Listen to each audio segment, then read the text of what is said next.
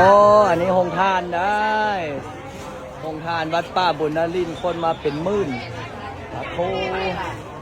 ถ่ายแล้วซิมแล้วโอ้หงทานจะกินลายได้ได้โอ้หงทานอันนี้ส้มตำบ่นี่หงทานส้มตำไม่ไงจับข้าวจี้เหาะอยู่นี่โอ้โหซ้ำสิกินหงทานนะได้ที่ใส่เลยมายืนทูเป็นบุญเป็นบารมีอันนึงสองซ้ำเจ๊สาอนุโมทนาว่าถ่ายรูปแล้วยังได้เสียงเงินอีกโอ้เดี๋ยวเอาไว้เป็นต้นว่าไปนี่เอาไว้จับไว้ให้เป็นต้นว่า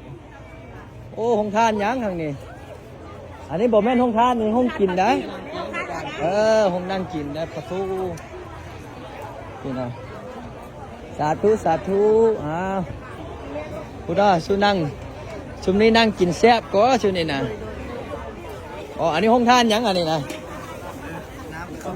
น้ำข้าวเปียกโอ้เอาหงทานเอากินสาธุกินได้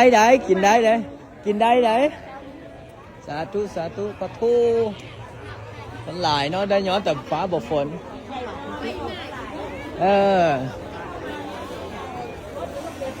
สาธุ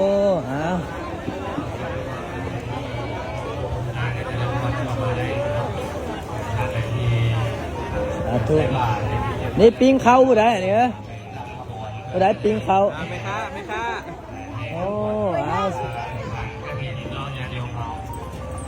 หลายนะ